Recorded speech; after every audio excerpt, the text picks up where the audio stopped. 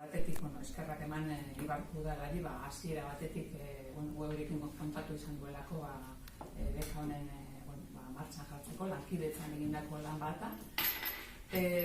Bekaren helburua da euskarazko ikerketa sustatzea.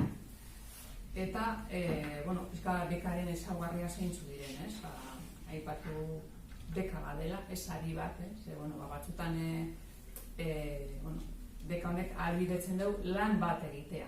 Batzutan sarri gertatzen da, ikertzaileek lehenengo lana egiten dutela eta gero sari bat aurkezten direla, baina kasu honetan lana egitea ahalbidetzen duela. Eta beka hau ikerketa euskaraz egin nahi dutenentzat, aukera ezin hobea dela, eta holako aukera gutxi daudela gaur egun unibertsitatean.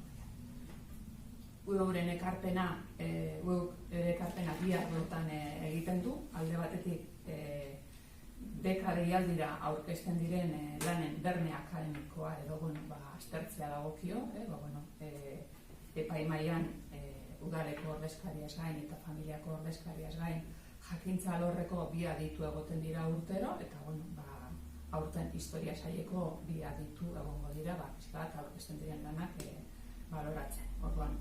Eta hor baloratzen da, ikerketa proiektuaren interesa, zuzentasun eta balio zientifikoa, originaltasuna eta bideragarritasuna, eta bestaldetik eskatzaileen esperientzia akademikoa eta kurrikuluma.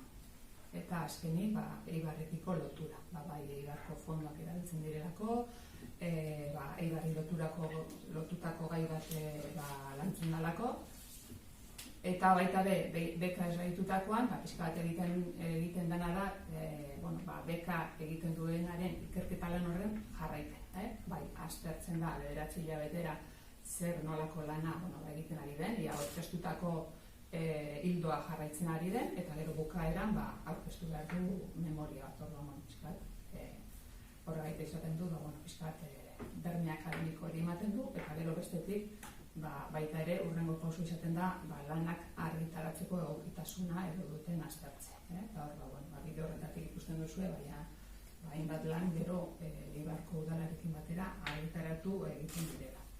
Baina, aipatu behar, bekaren ezaugarriak aipatu dugu, azterlana eta memoria euskaraz egin behar direla, gehienez 18 hilabete dutela lan hori egiteko, beka esgaitzen danetik, eta, beka 9.000 eurotakoa dela. Orduan, pixka bat, gure aldetik, animatu, eskertu nahi du alde batetik Eibarko udalak webundan jarritako konfiantza, eta bestetik, komunitate zientifiko euskalduna osatzen durien, irakasle, graduatu berri, bezalako profesionalei dei egiten diogu, ahalik eta lan gehien aurkezteko deialdi honetan.